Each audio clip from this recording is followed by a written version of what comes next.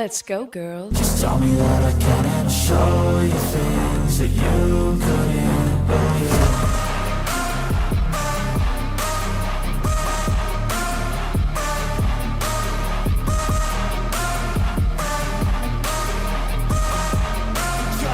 Let's go! Women Talking Football, WTF, not to be confused with WFT. We are the women, a pair of producers for Dave Campbell's Texas Football and Dave Campbell's Texan Live. My first time sitting in this seat. My name is Ashley Pickle, the executive producer of this joint. The other producer of this joint, the associate producer, is Miss Mallory Hartley back there in what is now the control room, which rocks. Hey everyone.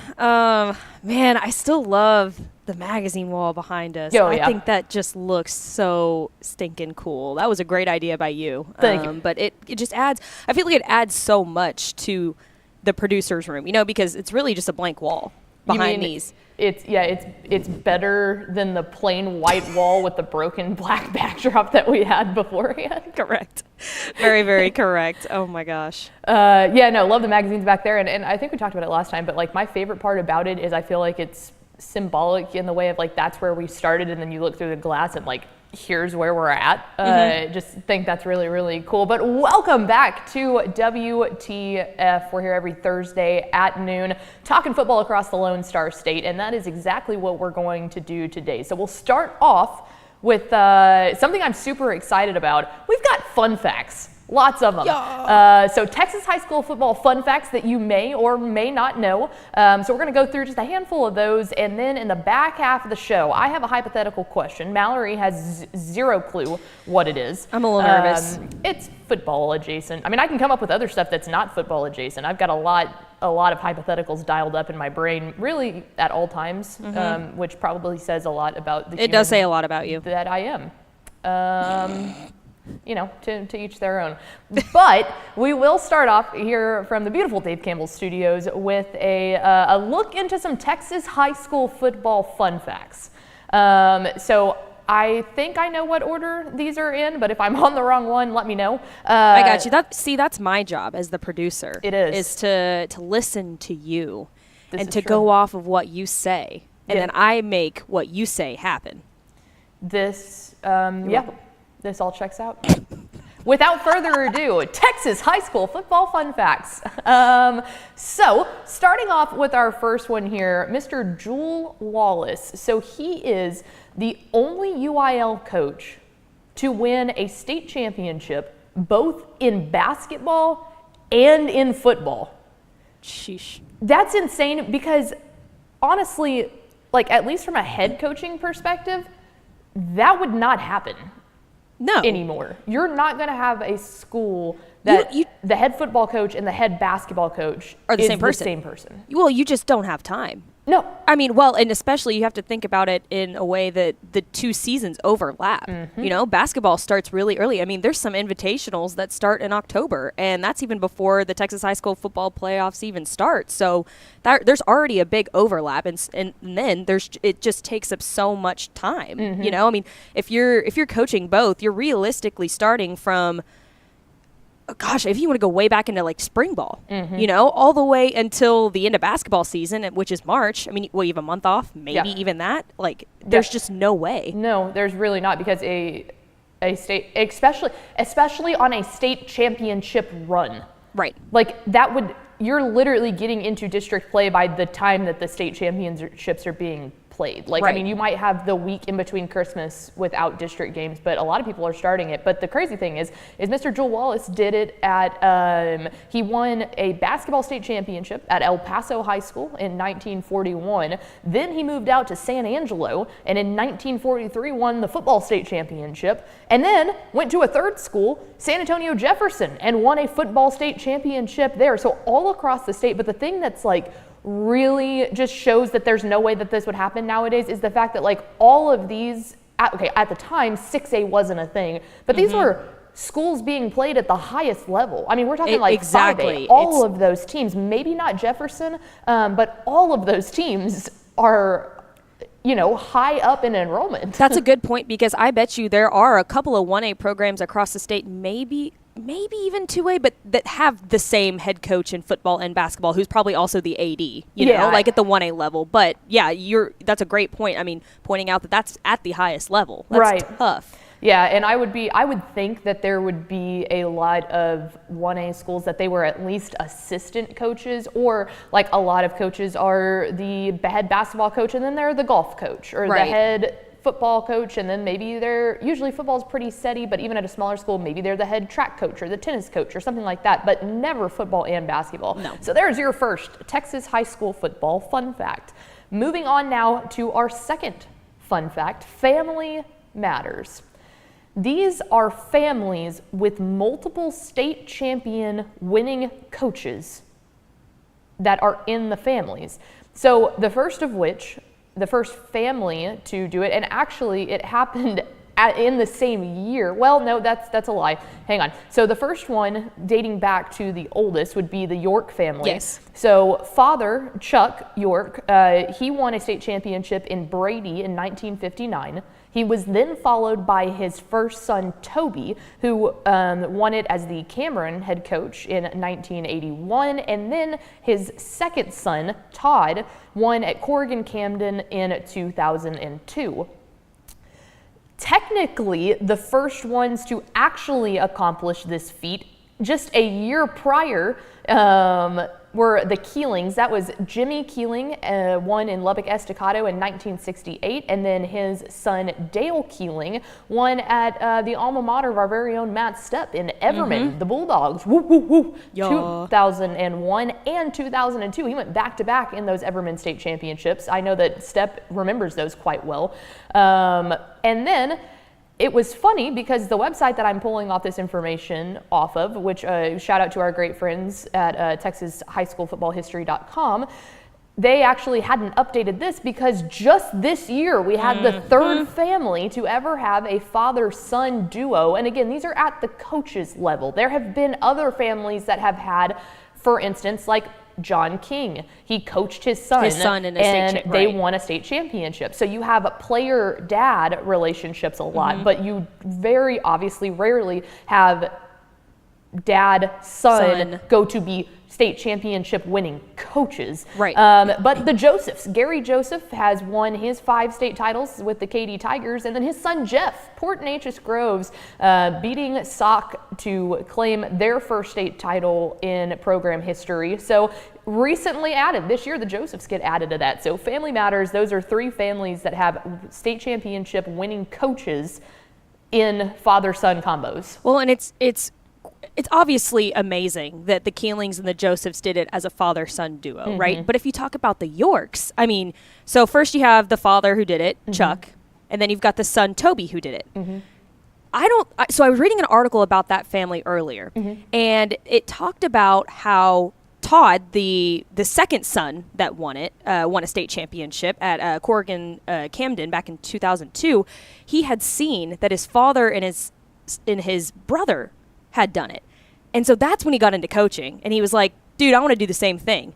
That's insane. And then he did it. So he wasn't even in coaching before. I don't believe so. Yeah, I don't believe that? so. Yeah, it was really, really fascinating because you can see that's a big break from 1981 to 2002, like that 20-year break in between. But I thought that was really, really cool that he was like, hey, I want to do that too. And sure enough, he went and did the thing. Yeah, that's wild. It's like, oh yeah, you know what? This will be easy. Let's just keep the train going of state championships. Right, so, yeah, I mean, a huge gap too there between 1959 and 2002. So really, really, really cool. Just, I can't even imagine what it's like to share that. And I always imagine that specifically for the wife of the father, that has to be so cool to be like, I've watched my husband go win a state championship. I've watched him likely coach my sons and get to go through all of that, which can be very cool and very stressful at the same time. We've talked to plenty of coaches' wives that have said that. But on the other side of that, to then go, then I get to watch my son win a state championship. Like we always talk about Elizabeth Dodge. I was just about to say that. Not only did she, and they talk about another family that's family coming that up there. is budding Yeah. on this list. If Riley Dodge can get it done, like they're the next ones that are going to be up on that pedestal. But you know what's funny and prevented that from happening was the fact that he had to play his dad in the which state is championship crazy, game, which is so crazy. But no, I wouldn't be surprised if in a couple year or two we saw them up there as well. Yeah. Yep. Moving on now to our third Texas high school football fun fact. How about decades of dominance? Coaches to win state championships in 4 separate decades. So let's just put that into perspective. 4 separate decades. The minimum amount of time that you would have to coach realistically to be able to accomplish that feat is what, like 30 years, 31 years? Because technically you could hit like 1999 and then somewhere in the 10s, somewhere in the like that kind of stuff. You know, like you could get the last and then the first of the other part of the decade, but still that's a long time spent coaching. That's insane. Especially a long time spent as a head coach. Also at the same school in terms of Tim Buchanan, right? I mean, that's insane. Yeah, so the 3, and these are all names that are synonymous with success and dominance in Texas high school football. The first of which being arguably the greatest coach of all time, and Gordon Wood. So he won 2 championships at Stanford, 55 and 56. So there's your first decade in the 50s. And then he went on to coach at Brownwood. That's where the legend was made, Gordon Wood Stadium. The naming rights are after him. He's plastered all over that. I mean, just a staple of Texas high school football history. He won in 60, 65, and 69. So there's your second decade. Then he won in 78 and 70 and 78. So there's your second or your third decade. And then he capped it off with one more in 81 out of his total 8 state championships. So I mean, just crazy. An unbelievable feat to accomplish, not only winning one in 55 and winning another one in 81, like just think about how crazy that is, but then, you know, you sprinkle in 6 more in between those two. Truly miraculous what he was able to do. The next of which being G.A. Moore in Salina, which you've got to remember, he coached at Salina for a little bit, left for Pilot Point, and then came back and had the long historic run in Salina. So hang with me here because he won his first state championship in Salina in 74. He then left, went to Pilot Point, and won in 80 and 81. After that, he left, went back to Salina, so there's 2 decades right there, back to Salina in his third decade to win in 95, 98, 99, and then here comes the next one, 2000 and 2001. So already you have 4 state championships in a row. Consecutive. And 4 decades to total 8 state championships. That's absurd. Wild. Absurd. And then this was the one that almost actually took me by surprise a little bit because Tim Buchanan has been such a recent phenomenon. Like Gordon Wood and G.A. Moore, yeah, that's great, but both of their last state championships were in the early aughts. I mean, you were 3 the last time that they won a state championship. To have someone right now who just retired this past year be such a dominant force, 4 decades for Tim Buchanan at Aledo. You've got his first one in 98, large gap, 09, 10, 11, 13, 19, 20, 22. I mean, the historic run that Aledo has been on since he took over in 98, and even before that a little bit with Coach Woods, just insane.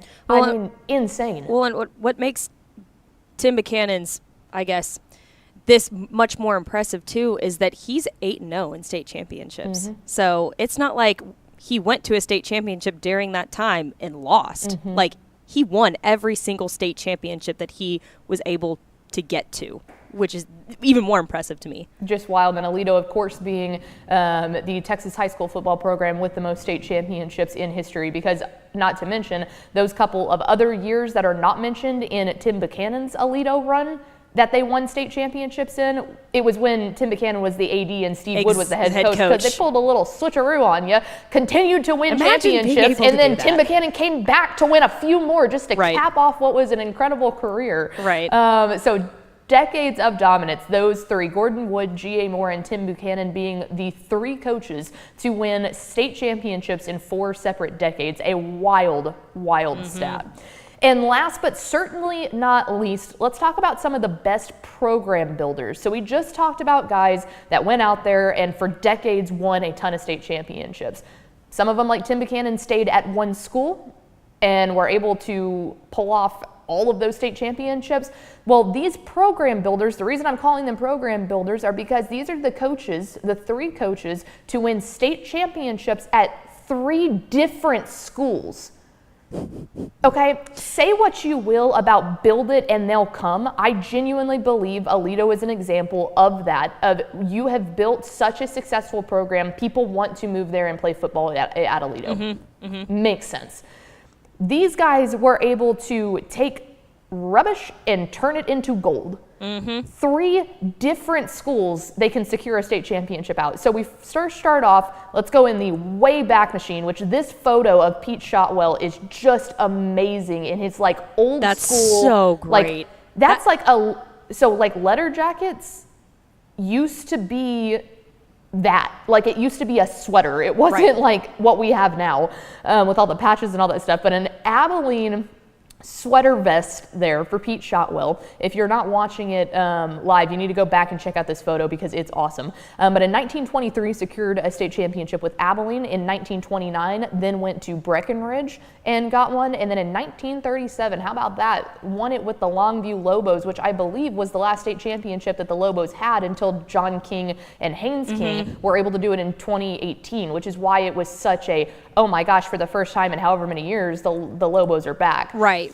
Then Terry Cron was the next one to do it. In 1992, he was the head coach at Bartlett, which actually at the time, get this, was a 1A school, but it wasn't 6-man football. 1A, 6-man used to be its own private sector. 1A was just the smallest 11-man classification, which is basically how when then they switched it to 6A, it basically kept the thing the same. They just moved up 6-man. He then went to a 2A school and won it in Mart in 1999, and then over to Commerce in 2001. And the most recent one to do it, Vance Jones. We got to be a little bit a part of this history. We sure did. In 1976, he won at Marathon. In 09 and 10, he won at Garden City.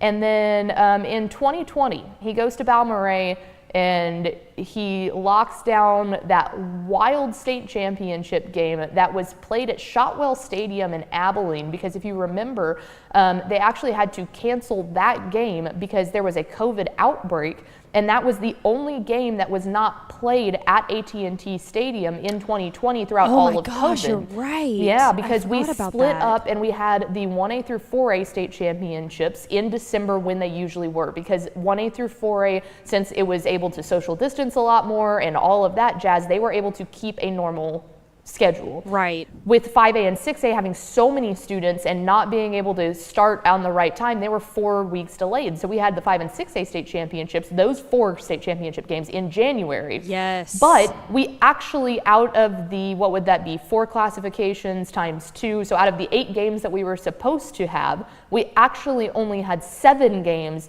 played that week. And then 2 weeks later, Balmorhea and oh gosh, who was it? I can't remember who the other team was, but they played, in Abilene. It wasn't Garden City, was it? No. I don't know. All I remember, the biggest thing that I remember from that game, one, was sitting on my living room floor, cutting highlights of the game, and us fully deploying like our state championship coverage from like my living room floor with like mask on, you know? I remember that. It seems like such a long time ago. Such a long time ago. But the main thing that I took, it was Rankin. Rankin. That's what it the was. Red Devils. Rankin. The main thing that I remember from that game is the unbelievable call by Craig Way. Balmorhea had the player that was called the Diesel, and he broke away for like, oh God, probably 4 or 5 touchdowns that night, but one of them, big old boy was hustling down the sideline, and Craig Way goes, and here comes the Diesel, whoa, whoa, like made a I hope you cut that. noise. I really hope you cut that. It was the most incredible call I've heard ever in my, like, forget the Vince Young national championship call that Craig Way Yeah. had. What I'll always remember is the diesel 1A call. championship. That's so good. So anyway, those three coaches have been the three coaches to win a state championship game at three different schools. What a career and what a program building just dynasty that is. So there you go. Well, you know who might be on track to be on this list as well? Todd Dodge. Todd Dodge, because he did it at South Lake Carroll, and then he did it obviously at Austin Westlake, and now he's at Lovejoy, and he's inheriting a really talented squad. Yep. So yeah, you're not wrong. The Dodgers have a chance to really break into some like incredible history. Right. If Riley can win a state championship, they'll enter into that father-son combo of getting the Family Matters yes done with.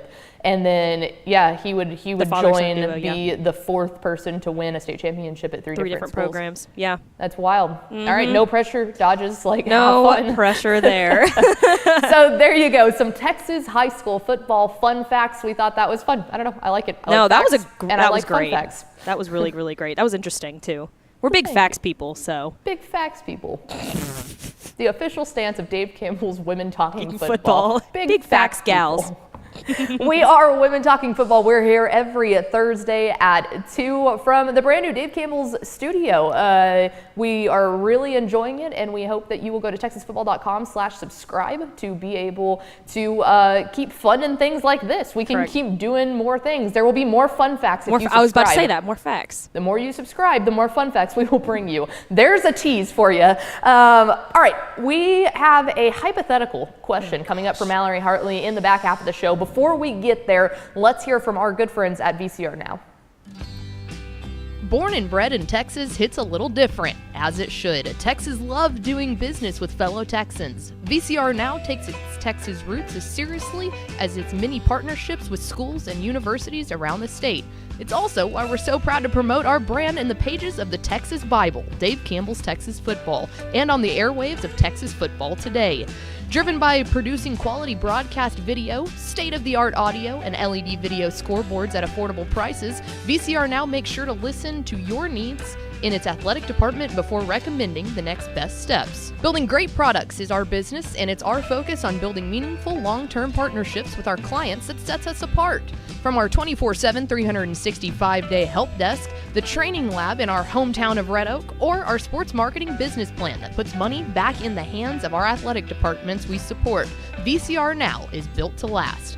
Reach out to us today at info@vcrnow.com or by calling 855-GO-VCR-NOW. Again, that's info@vcrnow.com or by calling 855-GO-VCR-NOW.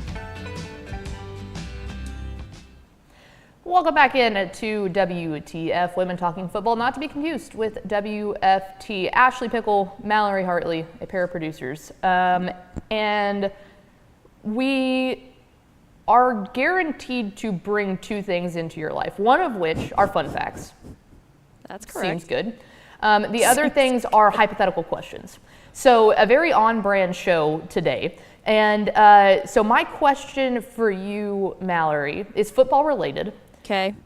So put yourself in the situation that it's 16, you're back at Arlington High School, home of the Colts. Home of the Colts. K-I-C-K. K-I-C-K.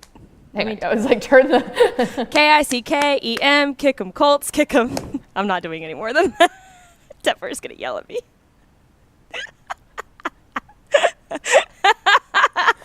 I was never a cheerleader, so you don't want to see me do any of that. I'll probably strain my elbow.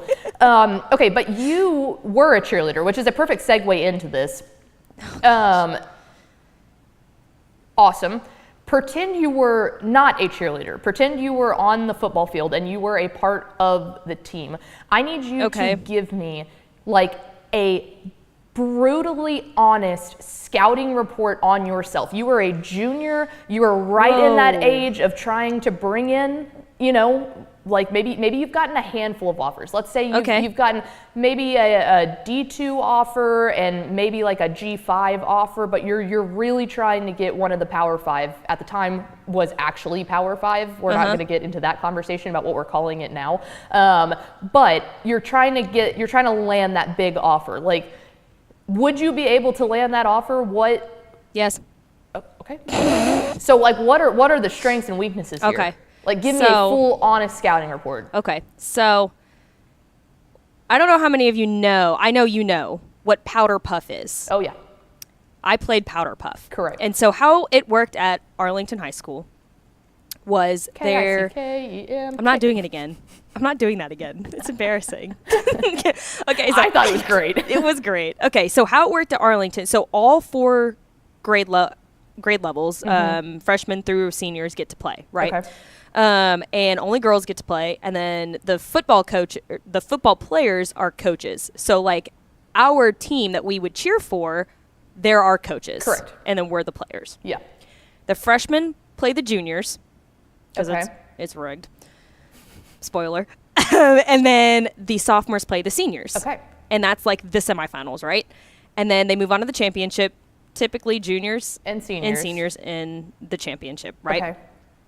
So I played. That's a fun way. I wish we did it that way. I'll get to that in Yeah. a second. But we did not do it that way, and I wish that we did. It's interesting because like obviously you kind of want it to be rigged. Like you want the juniors and seniors to play. And then absolutely. obviously that game's pretty much rigged too for the seniors to win it. We did not win my senior year. We didn't win my senior year either. We took 2 L's. We lost to the juniors my senior year. This is why I It need was an bad. honest scouting report. That's okay. I will give you one. Okay, so I was so for 3 years I was a quarterback. I was the quarterback. Okay. 2 years actually. No, my freshman year I was a running back. Sophomore and junior year I was a quarterback. Okay. I was then you got benched your senior year? No, I was more valuable as a corner.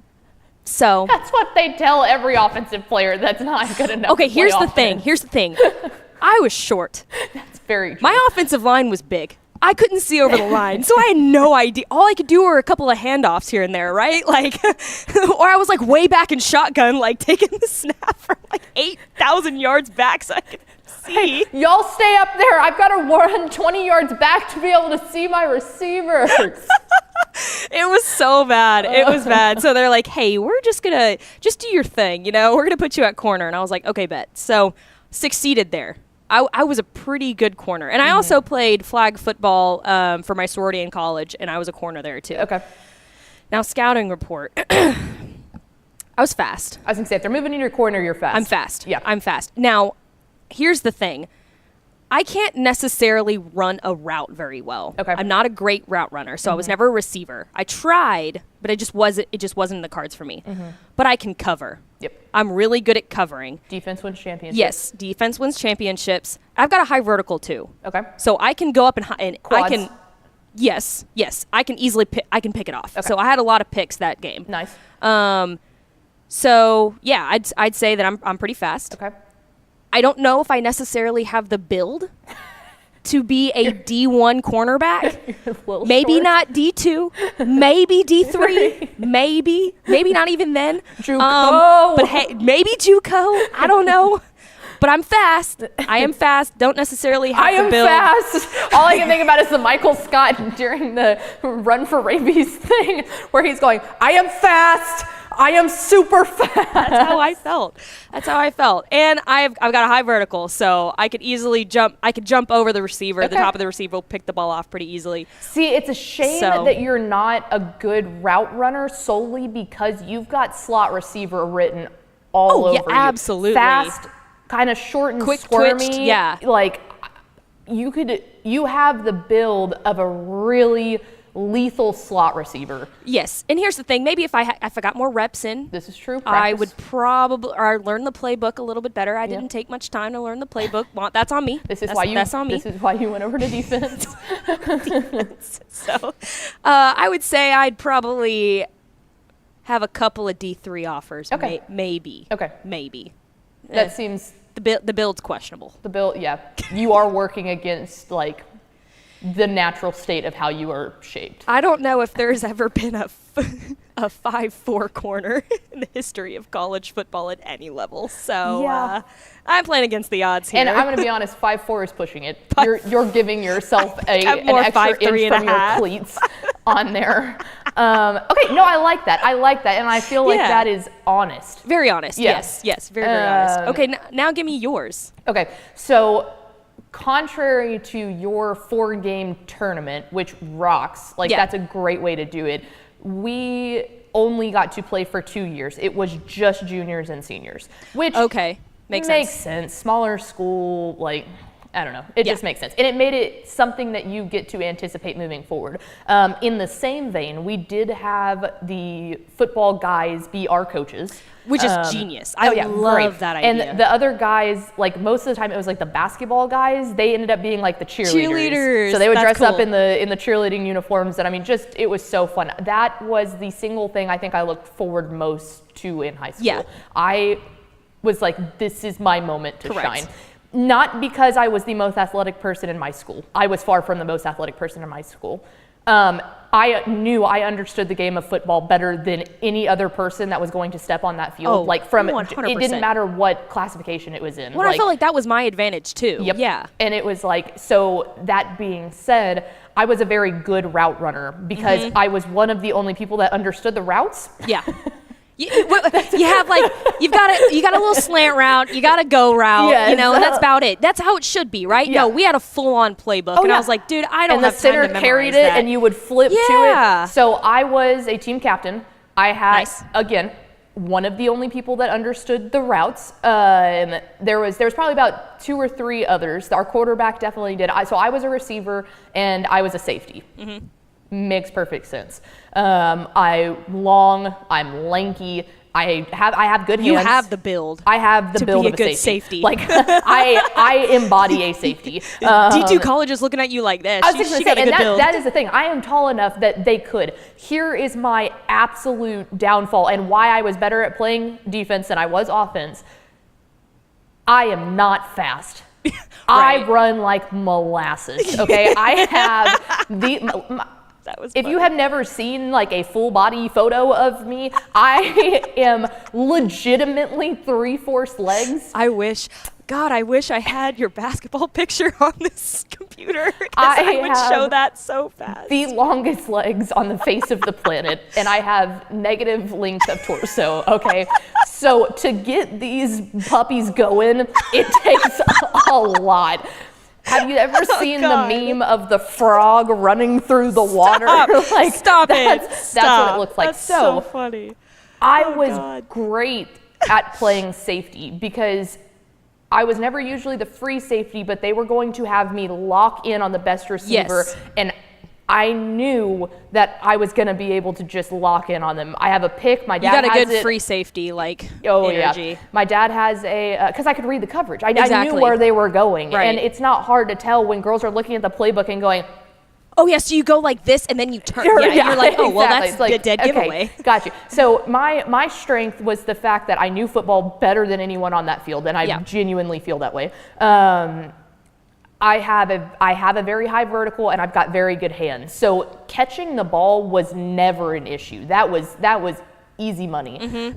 It was I on offense, could I be faster than the person in front of me? And most of the time the answer was no. Right. So if a coach could help me with my speed, like if I really put everything into getting faster, which a big portion of that's probably getting more muscle in my legs, but again, hard with legs that are this long. Correct.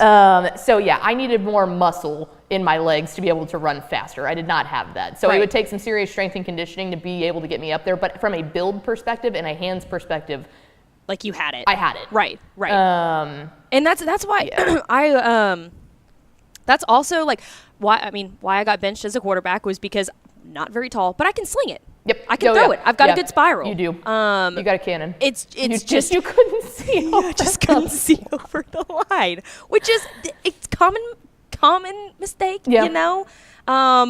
Shout out to my coaches because they recognized that and they said, "Hey, you'd be utilized better." On the other side of the ball. What I'm shocked about is that they didn't put you at running back. That's what really shocks me because I do have more of a running back build. I feel like you would have been a great running back. You're fast. You're low to the ground. You're going to be hard to tackle. Like I'm actually shocked that they did not put you at running back because we did have some girls though that were they were really good at running back. Yeah, like Madison Moore. She was one of our running backs. Makes sense. She can haul. Well, my best friend growing up, Aspen, was a running back, which if you know her, if you've watched TFT, you've seen Aspen, you have talked to her. Least surprising thing, come to think of it, like speaking of like wedding party stuff, like I'd put my bridal party up against almost anyone in a game, like in a flag football game. we would dominate. That's like absolutely. That's like an all-star dominate. women's league of just football. Yeah. units. Correct. You No, know, that would rock. That's what people think when they see us. When Mallory Hartley and I walk into the room, they're like, "Those are a couple of units." We're gonna be standing up there on your wedding day, and then everybody in the crowd just gonna be like, "That's a flag football team right there." Yeah, those look are at some them. units. Yeah, I hope that's all they say about us when units. we're standing up there in our dresses. That's how I want people to describe me. My wedding dress, an absolute unit. Don't So worry, I'll there say you go. that. I told you. So there you go. It wasn't bad. It wasn't a No, bad that was hypothetical. awesome. That rocked. So there you go. Fun facts and hypothetical football bridal. If any other bridal parties out there that want to challenge challenge ours, like don't bride wars, don't, because we would smoke you. we would. You ain't ready for this smoke. I You ain't ain't gonna ready. lie. You don't want the smoke. And that'll do it for us. Thanks for tuning in to Women Talking Football, WTF for short, very accurately named. We will be back every Thursday at 2. You can watch us live on YouTube, Facebook, or Twitter, or of course, listen to the podcast of just the voices behind this on Spotify or Apple Music. Podcast. Or It's not podcast. Apple Music. Sorry. I ain't singing. I keep forgetting. You can. We should do a singing podcast one time. I can't sing. I think that'd be fun. Yeah, because you're a good singer. No, I'm not. I just think it'd be fun. She was And I like, have all city choir. Don't I let have her fool one you. song in mind that we can sing, but I'm not going to say it on here. All right, tune in next week for Mallory Hartley's debut of No. Women Talking Football, the musical. We'll see you next Thursday.